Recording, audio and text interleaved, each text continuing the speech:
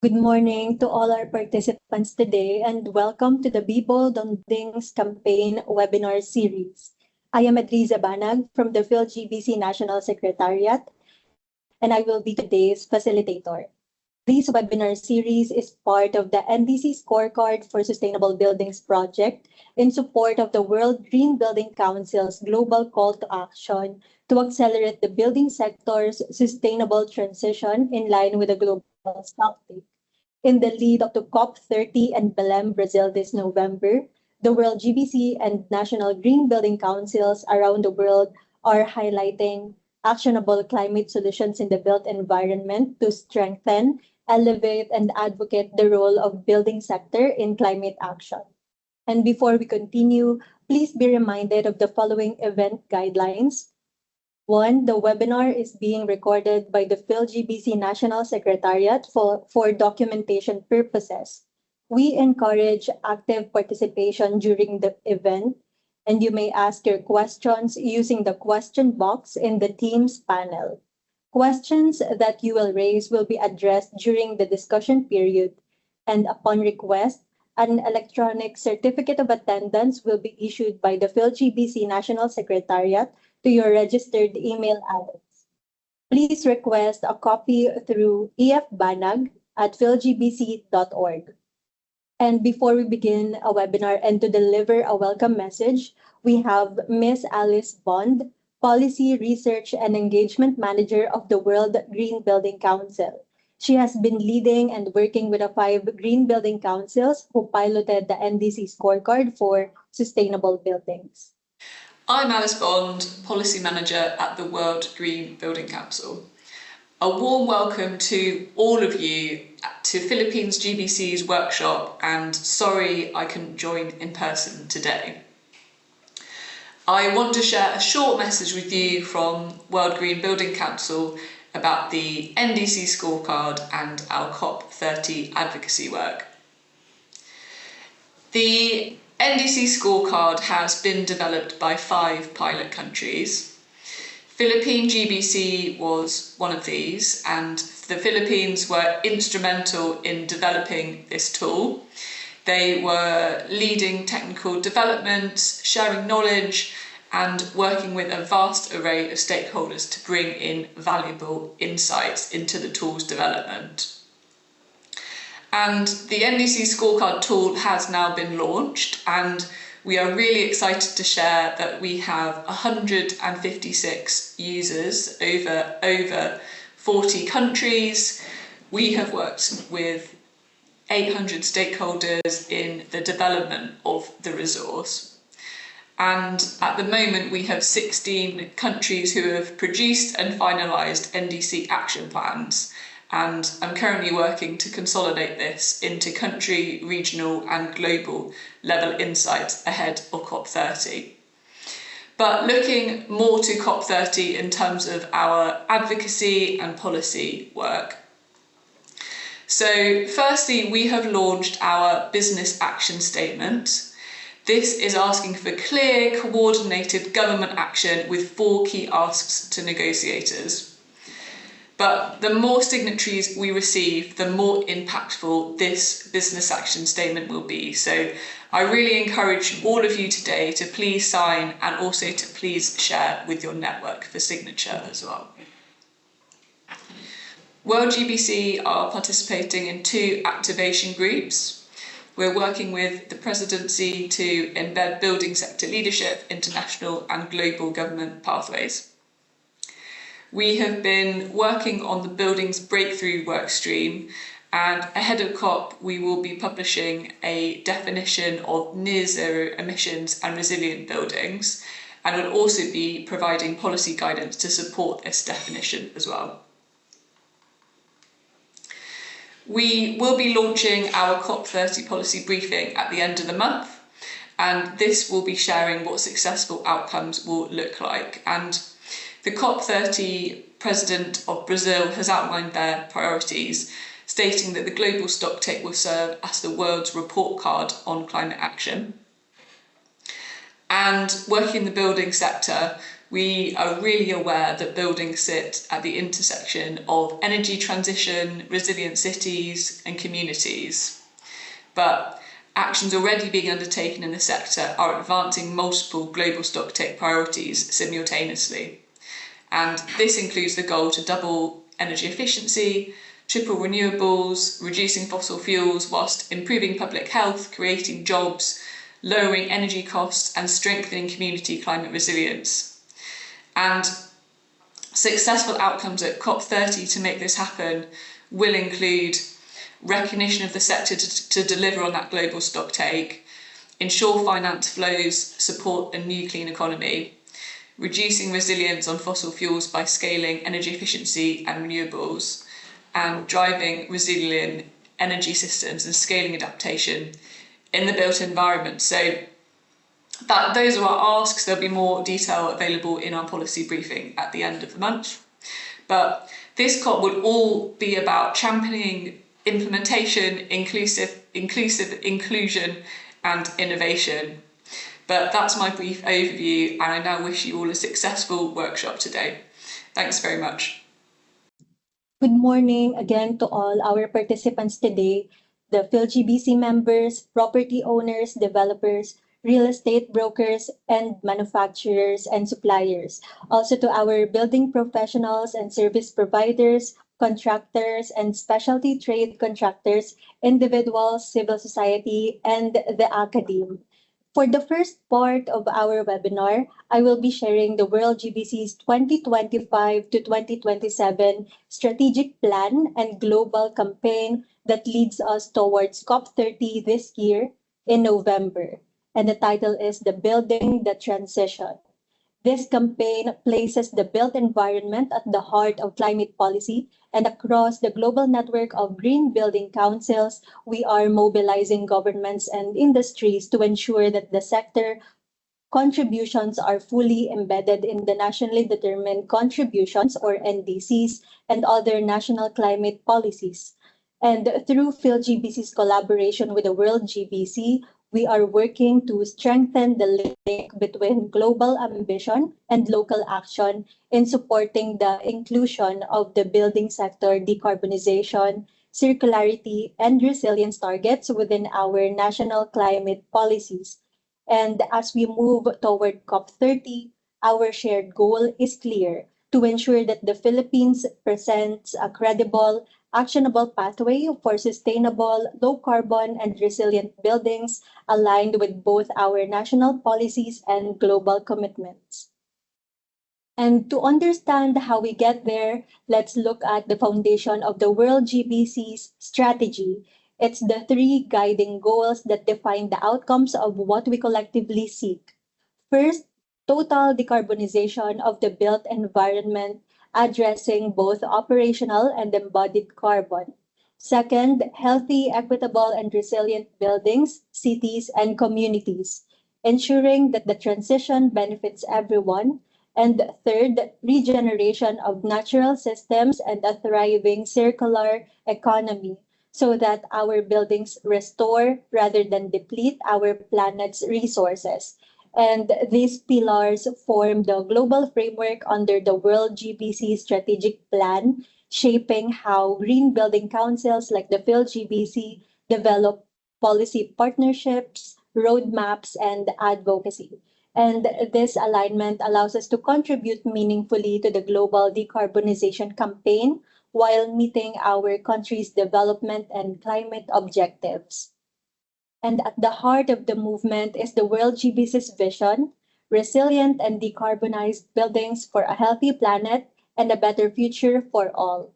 And its mission: to inspire and lead the built environment community to drive local action and create the global momentum necessary for the people and planet to thrive. In essence, this means that the transformation of the built environment must be driven locally but connected globally. And each National Green Building Council acts as a bridge in translating global frameworks into national policy and feeding local innovation back into the global dialogue. As part of the World GBC's network, the PhilGBC belongs to a powerful global alliance of over 75 national green building councils. The World GBC is representing 48,000 plus private sector members and working alongside 70 plus partner organizations, all driving the same mission to decarbonize the built environment and improve the quality of life for all. And through this collaboration, we strengthen our ability to align national building policies with global climate targets and to bring home best practices that have already proven effective in other regions. We are part of a worldwide movement ensuring that buildings are at the center of climate solutions leading up to COP30 and beyond. The network covers an extraordinary share of the global built environment of 60% of global building stock, 65% of global GDP, 72% of built environment emissions, and 60% of the global urban population. And these numbers highlight a crucial truth that the building and construction sector is not a side player in climate policy. It is central to achieving national and global targets. This means that every decision we make about how we design, build, and operate buildings directly impacts our climate, our economy, and the well being of our people. And this slide offers key sectoral facts. Urban areas cover only 2% of the global land surface, but their footprint is huge in other dimensions. The buildings and construction sector accounts for 34% of energy-related carbon emissions and 34% of global energy demand. It also drives the extraction of 50% of all materials used globally. And when translating this to a national scale, these global proportions may shift depending on a country's structure, but the principle stays that policies must address energy efficiency, materials and supply chains, and life cycle emissions concurrently. When we talk about sustainable buildings, we're not just talking about reducing emissions. We're talking about improving lives, protecting the planet, and strengthening our economies. For the people, it is a well-designed and resilient built environment that could help protect up to 85% of the world's population from the impacts of climate change, whether from heat, flooding, or other hazards. And through adaptive infrastructure and healthy design, we safeguard communities and reduce public health burdens. For the planet, it is embedding regenerative and circular principles into how we plan and how we build. We can slow ecological degradation, restore biodiversity, and preserve finite natural resources. And this approach aligns directly with the COP30 priorities on adaptation and nature positive development.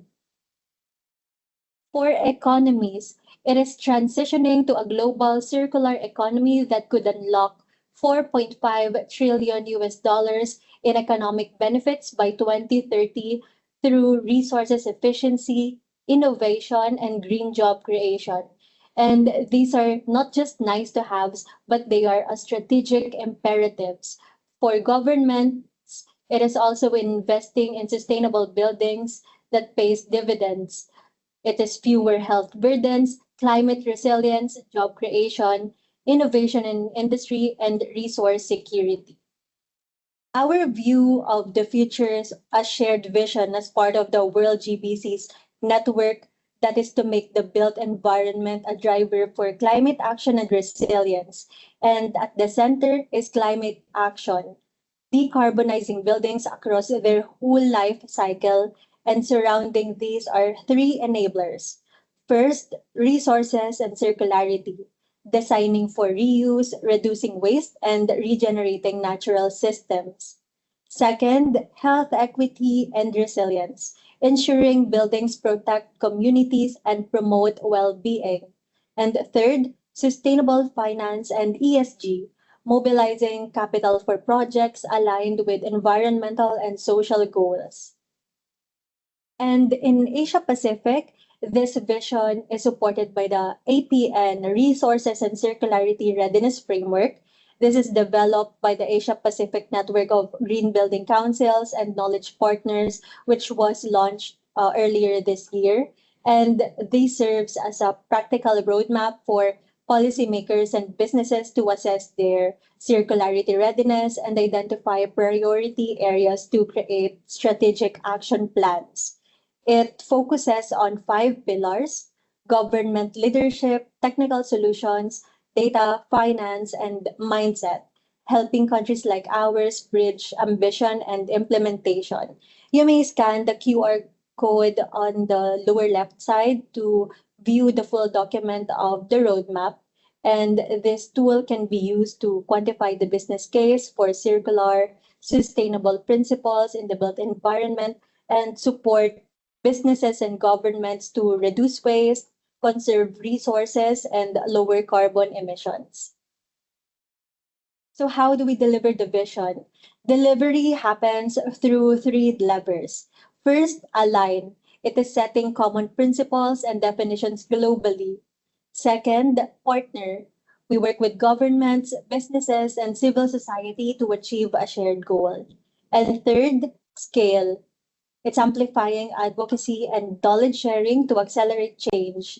And for an example, the Asia Pacific Network initiatives promote regional collaboration and the harmonization of frameworks. And these complement tools like the ASEAN Taxonomy for Sustainable Finance, which serves as a common regional framework for classifying sustainable economic activities and aligning investments with climate and circular economy objectives. And the taxonomy provides a shared language for sustainability and plays a key role in guiding capital toward green infrastructure and ensuring consistency across ASEAN markets. And for an example, there is a joint report developed by the World GBC Asia Pacific Network in partnership with OCBC. And this report systematically analyzes 14 major green building rating tools across 11 countries.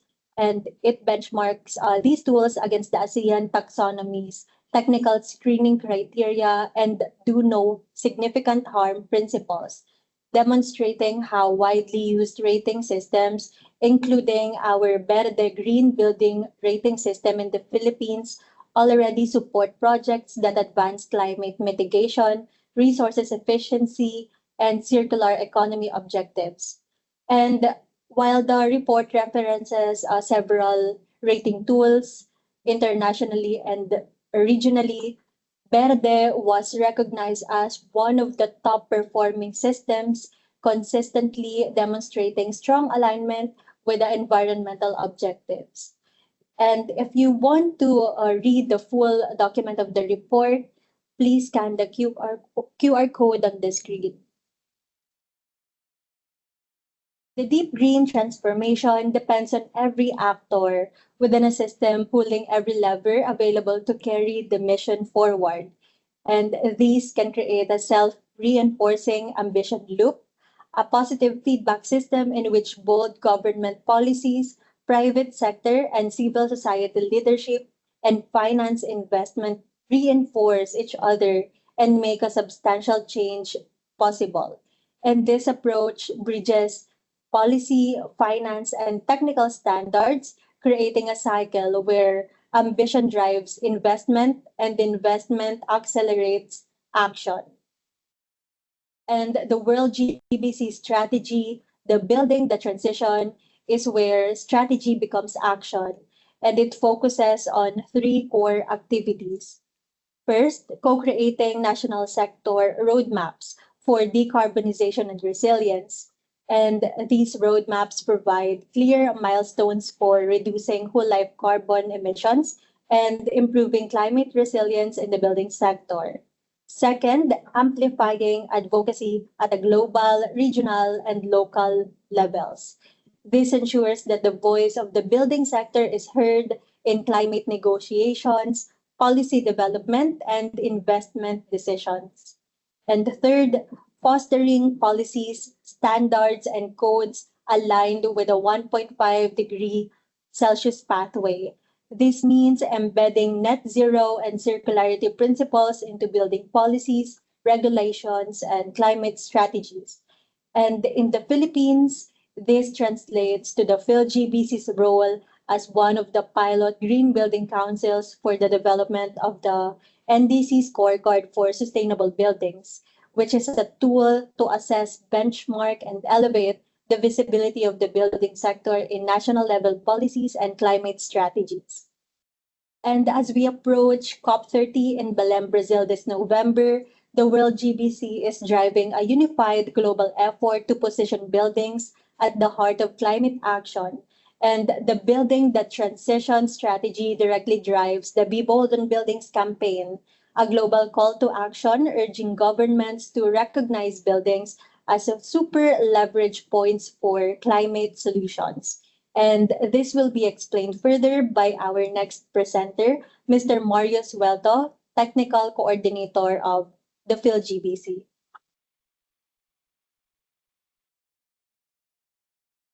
Good morning, everyone. As mentioned by Ed earlier, advocacy really is one of the big part of the building the transition strategy for the World GBC, as well as the network of national green building councils all around the world. And together with our members, we have always highlighted the importance of concerted actions in providing solutions to climate change. And there really is no one single stakeholder or policy or solution that can deliver the sustainable transition of the built environment alone. So from governments, businesses, civil society, and financial institutions, there is a need for us to work together to supercharge the system, as mentioned earlier, of implementing policies, incentives, and innovation to accelerate the decarbonization and resilience of our built environment. And this can be achieved by creating a positive feedback system where all of these components reinforce each other and enable substantial changes in how we design, construct, retrofit, and even finance buildings for a sustainable future. Because we have built a problem. Buildings are responsible for nearly 40% of global energy-related emissions and 50% of all extracted materials. Yet the sector is not on track to have emissions by 2030 or even reach net zero by 2050. So ignoring buildings in climate policy also has real financial consequences. Buildings make up two-thirds of global real assets, and many are becoming stranded assets, too costly to retrofit for resilience or emissions compliance. And insurance losses that are attributed to climate disasters now exceed 100 billion US dollars annually. But this is also a moment for opportunity. By integrating buildings into climate finance frameworks, updating our building codes, and aligning national policies with net zero goals, we can reverse this trajectory. And the building sector can become a driver for climate resilience, economic stability, and social equity if we act boldly and collectively. And here's the good news. As mentioned earlier, while we are 40% of the problem, we also offer over 40% of the solutions needed to double energy intensity improvements by 2030. And this presents a powerful opportunity to shift the trajectory of the sector. This requires true recognition of our sector's role in delivering the core outcomes of the global stock take, a transition away from fossil fuels, a tripling of renewable energy capacity, and a doubling of energy efficiency improvements by 2030.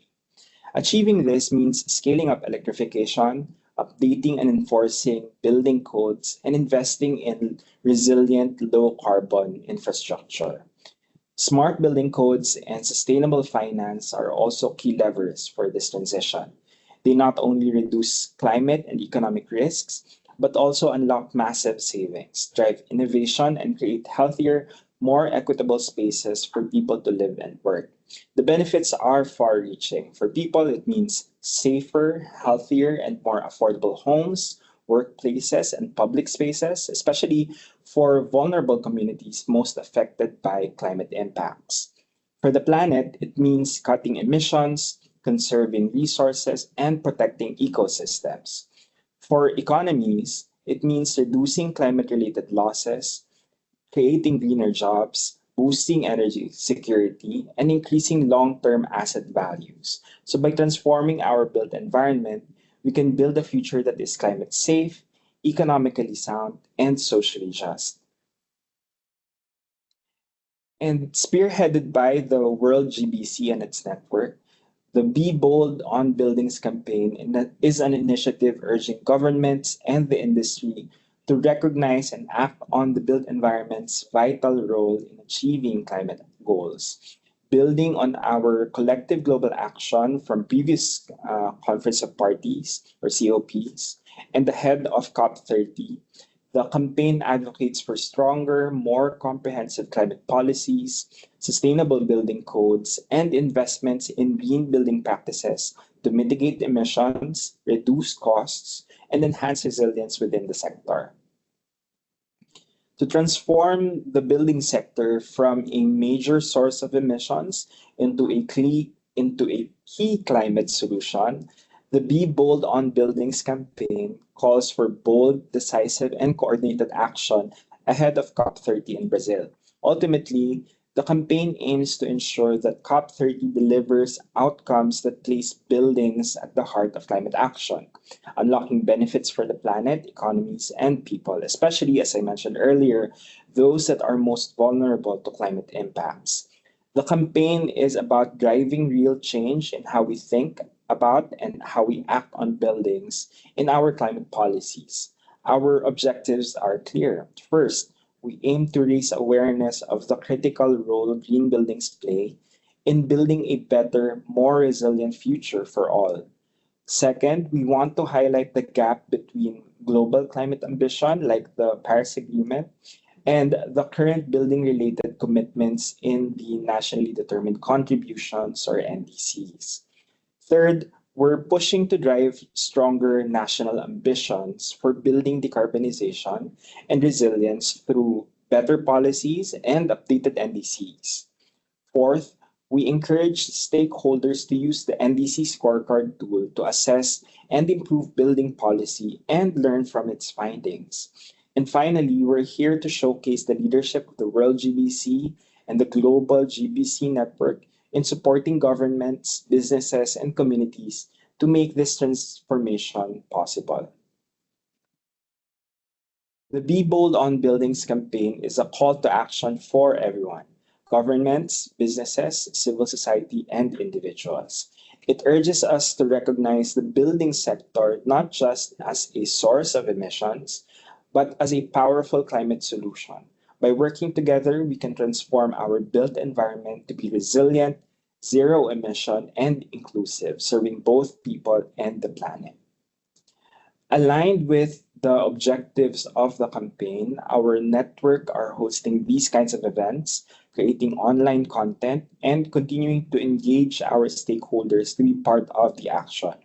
By COP30, we aim to publish a qualitative definition of what a net zero and resilient building is, including principles, indicators, measurement units, and policy recommendations to guide governments and the industry.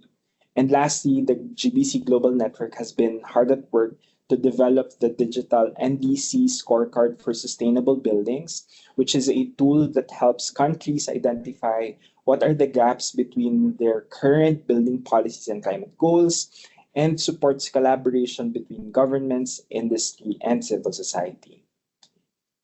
And for the upcoming COP30, sustainable buildings are at the center of the Brazilian presidency's 30 priority objectives, which they call the Granary of Solutions.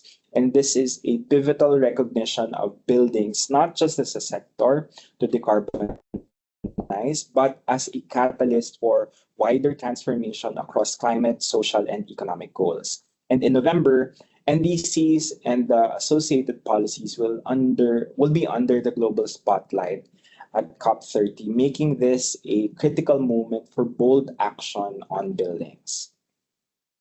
And these goals, as I mentioned earlier, build upon the previous work of the World GBC and our partners, especially upon the buildings breakthrough, which was launched at COP28 and coordinated by the Global Alliance for Buildings and Construction, or Global ABC, which is a landmark intergovernmental collaboration framework.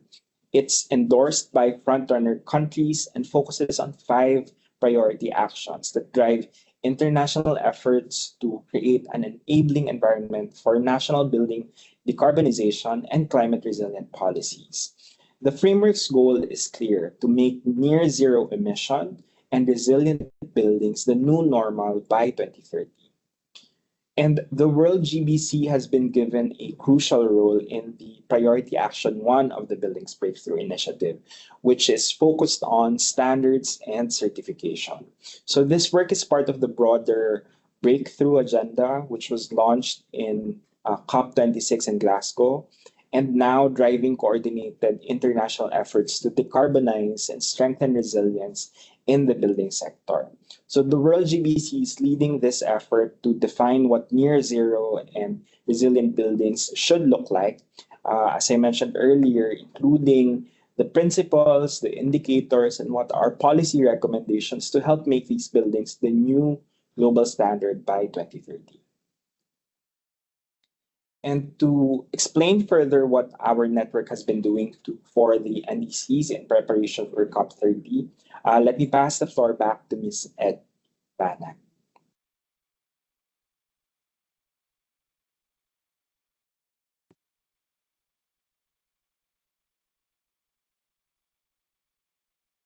I'll be sharing with you the NDC scorecard for sustainable buildings, one of our initiatives in 2024. And the NDC scorecard was introduced by the World Green Building Council. And this is a tool to assess, benchmark, and elevate the visibility of the building sector in our national level policies and climate strategies. And the Philippines is one of the green building councils that are developing, that has developed the scorecard, starting from localizing its measures, testing it, and mapping out national climate policies and local plans, and up to the development of the policy roadmap and action plan for sustainable buildings. But firstly, to touch on is what are NDCs and why is it important? So nationally determined contributions, or NDCs, are national climate action plans submitted by each country who signed up for the Paris Agreement. And a country's NDC outlines their strategy to reduce greenhouse gas emissions to enable the collective global goal of limiting the temperature rise to 1.5 degrees Celsius and adapt to the impacts of climate change. And the next round of updated NDCs are due for submission this year, and it is absolutely critical that the next batch of NDCs accelerates the transition and closes the gap to 1.5 degrees. And this can be achieved by not overlooking the role of buildings. The building sector contributes to nearly 40% of global energy related carbon emissions, and offers the most effective mitigation potential of any industrial sector. However, while reviewing most NDCs globally and regionally, the building sector remains underrepresented in most NDCs. And this is a gap in climate action that overlooks a sector that offers scalable solutions and is vital for both emission reduction and climate resilience. And this was seen as an opportunity to gain momentum in terms of policy and advocacy ahead of COP30. and also after COP30 to strengthen the building sector's role and contribution for mitigation and adaptation strategies to combat the impacts of climate change. And this is through strengthening the building components when it comes to our NDCs and in the policies using the NDC scorecard as the tool. And over the past year, the PhilGBC has been working for the development of the scorecard. And initially, it was developed by the World GBC and has been piloted by the 5 Green Building Councils from different global regions. So it is the countries are Brazil, Colombia, Egypt, Nigeria, and of course the Philippines. And the development process included government stakeholders, industry stakeholders, and international organizations from each of the pilot GBC. And for the Philippine Green Building Council, and some of you here participating in the webinar has also attended in some of the scorecard workshops. We have been conducting this regionally, starting from the localization and testing of the scorecard and its measures, the mapping of our national and local building policies and plans, and up to the co-development of the policy roadmap and action plan for sustainable buildings as the outcome of the consultation workshops. And this is the scorecard that was used during the consultations. You may scan the QR code to if you want to view all the specific measures and categories that are embedded from each of the criteria in the scorecard. And in the past 6 months, we have been testing it while also developing it, localizing it to see if the measures present needs and spaces for development or what needs to be specified in order for the building sector policies to be properly mapped out within and evaluated within the Philippine context. And right now, it has been developed and launched into a free digital tool. The scorecard also served as the basis for the comprehensive policy roadmap and action plan for sustainable buildings that was co-developed with the stakeholders. And for those who have attended, the PhilGBC reported it back and presented it last May 27 workshop. And for all of our participants present in the webinar today, we encourage you to sign up and to have access to the tool's functionalities. While signing up, the PhilGBC is the country representative for the scorecard. So when you sign up, please use the non-country option and you can use the tool for free. And you may use the scorecard to collaborate with governments to address the gaps identified. And internally, you may also use the scorecard into your strategic planning to ensure alignment with national climate goals and contribute to reducing carbon emissions. You may access the digital tool and sign up by scanning the QR code on the side.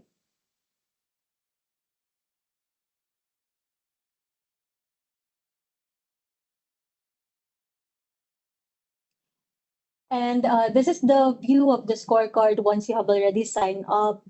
On the rows above, we have the policy categories.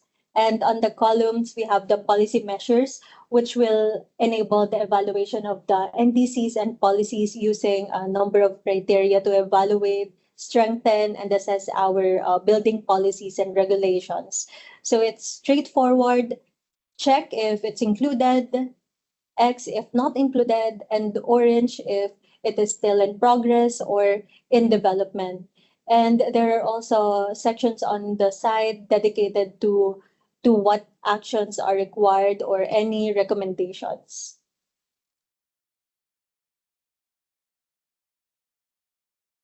The scorecard also includes the following policy categories: enabling environment, carbon and energy, adaptation and resilience, circularity, water, biodiversity and nature, health and well-being, and equity and access.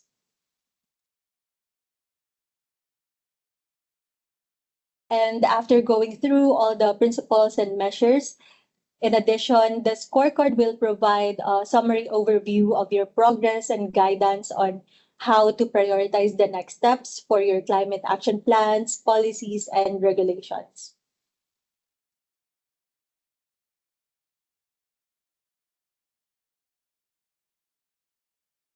And these are just some of the pilot Green Building Council updates from each of the pilot countries who have conducted and developed the scorecard, the workshops conducted, the conferences where the scorecard has been introduced.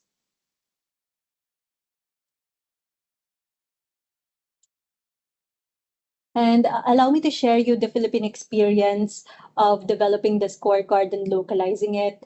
And for the Philippines in the past year, we have conducted series of workshops under the project, and I will be sharing with you the scorecard development process and how we gathered policy inputs, identified gaps, and recommendations to develop the policy roadmap and action plan for sustainable buildings.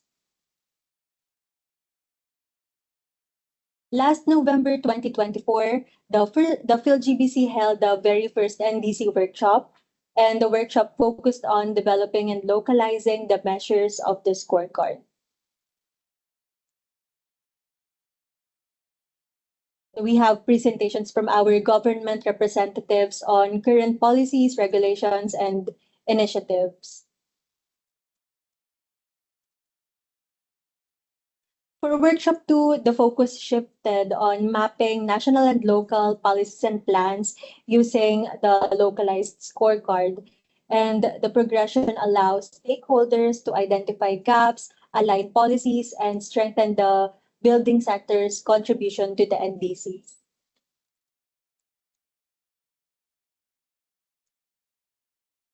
And we also invited stakeholders that focused on measures like investable NDCs and finance mechanisms, housing, and energy to identify further gaps and misalignment when it comes to policies and achieving the building sector climate targets.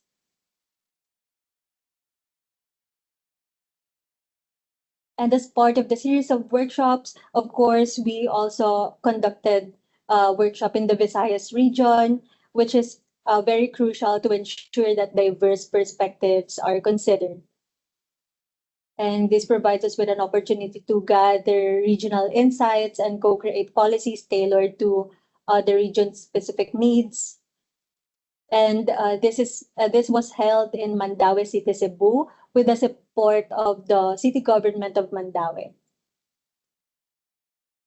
And we also had a workshop in Central Luzon with the support of the Bases Conversion and Development Authority, and it was held in Clark Freeport Zone, Pampanga.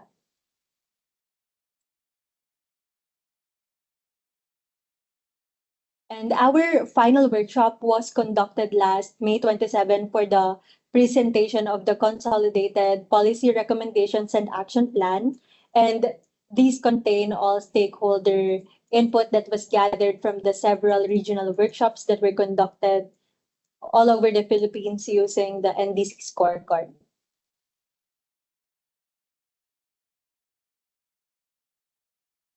And last July, as one of the pilot green building councils, we had a World GBC APN regional workshop for the NDC scorecard. And we have presented our process and shared our experiences of localizing it, shared our best practices, and provided insights to guide the other green building councils and economies in evaluating their own NDCs and strengthening their building policies. And of course, for our most recent workshop last August, we had a NDC capacity building workshop. And this is focused on the implementation of the building policy priorities. In this workshop, we have identified the regulatory, institutional, technical, and financial support needed by the government and our other stakeholders for the implementation of the identified building policy priorities to achieve climate targets and ensure progress. And we're happy to share our policy roadmap and action plan for sustainable buildings. You may scan the QR code on the side to have the full view of the roadmap. And based on the policy gaps, recommendation, and implementation support needs that we have gathered throughout our consultations, we have developed this for the built environment to be aligned with the Philippines climate targets. And you may scan you may scan the QR code on the side and download it. And it contains a comprehensive policy analysis with recommendations using the scorecard from each measure of the scorecard as well, that serves as the body for the roadmap. And in order for us to determine what are the priorities, we have identified the overlapping, recurring, and strongly emphasized recommendations across the different categories and measures. And we were able to assess the relative importance of each suggestion and determine its level of priority in order for us to be aligned with the Philippines climate targets. And in the roadmap, we have also identified the building sector policy priorities that are currently not included in the Philippines NDC. And this serves also as an opportunity to incorporate buildings and the policy opportunity to strengthen its role when it comes to our nationally determined contribution and national climate strategies. First is that the Philippines' national emissions target does not explicitly include the building sector, and instead, buildings are encompassed within the energy targets and measures, further subcategorized under commercial, residential, and industrial metrics. There is an opportunity to define more explicit and sector-specific mitigation pathways. Second, the National Building Code of the Philippines and other related housing regulations are outdated and not aligned with the country's 2030 and 2050 climate goals. While the Philippine Green Building Code introduced minimum sustainability standards in 2015, it still lacks clear implementation guidelines, emissions reporting requirements, and integration with the country's NDC commitments.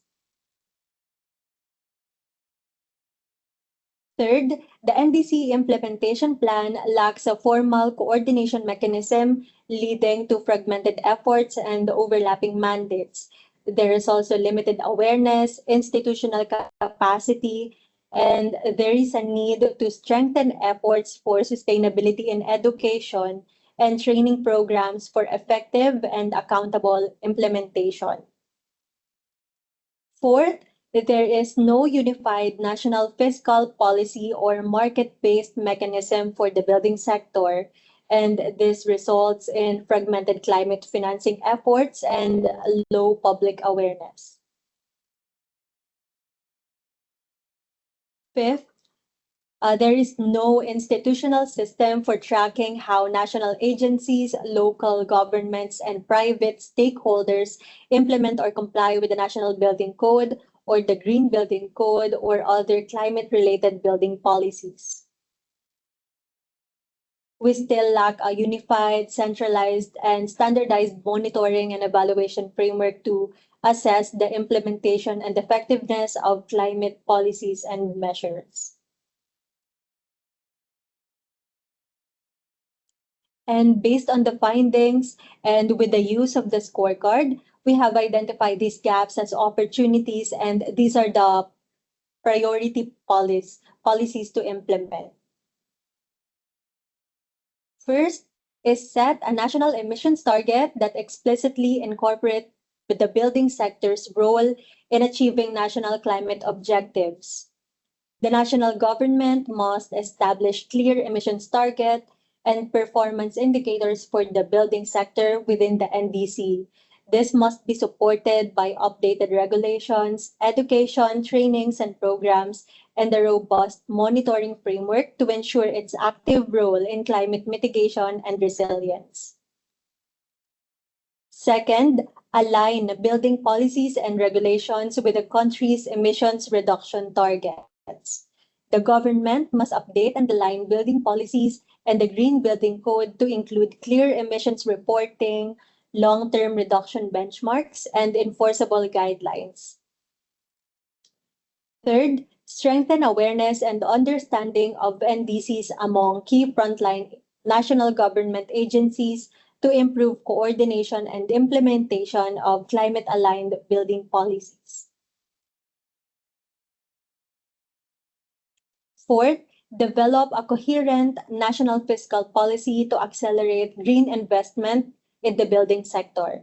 The government should develop a coherent fiscal policy that consolidates existing initiatives, introduce targeted initiatives and incentives, and builds institutional capacity and establishes a robust monitoring framework to ensure effective and data-driven implementation.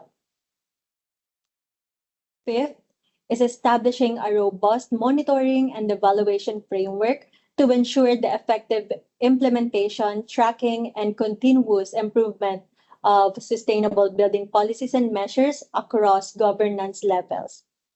And performance data must be used to inform policy updates, refine enforcement mechanism, and guide future planning and investment decisions. And those are the 5 policy priorities to implement for us to achieve our 2030 and 2050 targets. And again, all of these priority policies were co-developed by the stakeholders from our national and local government and our private sector stakeholders during our workshops. And we have also identified the support that they need for us to implement these and how do we move forward from these.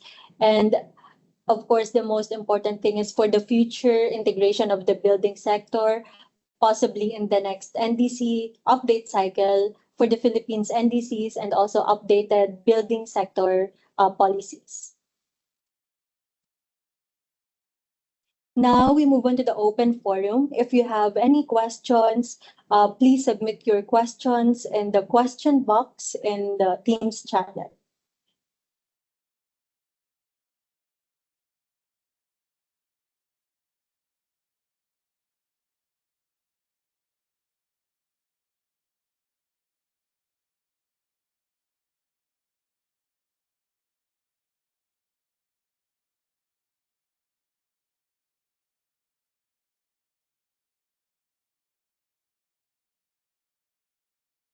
And for our call to action, of course, all of the initiatives that were mentioned for the COP30 campaigning and even beyond, this alignment depends on coordinated action across 3 sectors. First is our government or the government.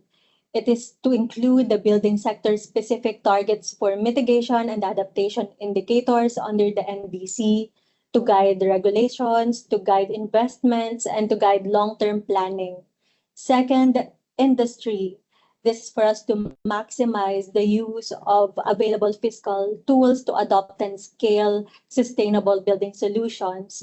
And we must actively participate in data reporting and capacity building initiatives.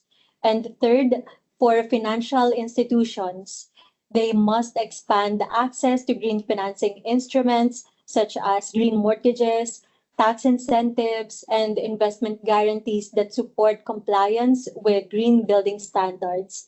And all the sector must invest in the development of green skills and technologies by supporting education, workforce training, and innovation that drive long-term sustainability outcomes. And for us in the Philippine Green Building Council, we will still be actively engaged with the Climate Change Commission and our key frontline government agencies and local government units to monitor progress and advocate for the integration of the building sector key recommendations in our NDCs and national building policies. And to strengthen these, we need clear, coordinated government action. And we invite for all of our participants in this webinar today, we invite you to join us in sending a clear signal to political leaders that the built environment is integral to solving the climate crisis, and the time for bold regulatory action is now. And you may scan the QR code for the business action statement to be sent to governments ahead of COP30. And this statement is a unified call from the global built environment, businesses, and communities to world leaders, urging bold action to accelerate sustainable transformation of our sector. Again, you may scan on the QR code on the side to read the complete statement, and there are also instructions on how your organizations can sign up and support this statement. Again, when we sign up and as a key part of the green building business community, you are already implementing the solutions that deliver buildings which are healthier, more resilient, resource efficient, and climate conscious. However, to scale the solutions globally, we urgently need coherent and coordinated action from governments. And by supporting the business action statement, you will stand alongside the global leaders and not just echoing their voice, but shaping the call for actions aligned with the global stocktake, including ensuring that finance flows support a new clean economy, reducing reliance on fossil fuels by scaling energy efficiency and renewables, driving resilient energy systems through improved grid infrastructure, storage, and demand side management, and scaling adaptation and resilience in the built environment. We are also sharing, and you may access the social media assets by scanning the QR code. And as members and partners of the Philippine Green Building Council, we encourage everyone to share this on your social media platforms as a support for the COP30 campaigning. And if you need assistance in completing the online support page, the PhilGBC National Secretariat can help you fill out the form on your behalf, and we will coordinate with your office should you require any other support. So in the QR code, you will see the social media assets that you can also post within your social media platforms. Again, all you need to do is read and support the business action statement here by filling out the online form. You may scan the QR code on the side to read the full document and also to join our fellow built environment leaders for greater ambition on buildings. And don't hesitate, and please do reach out if you require any other assistance or if you have any other questions. Thank you once again for joining us in this webinar series, and we look forward to continuing our collaboration as we design and enable the change in our built environment towards a more sustainable future and be bold on buildings.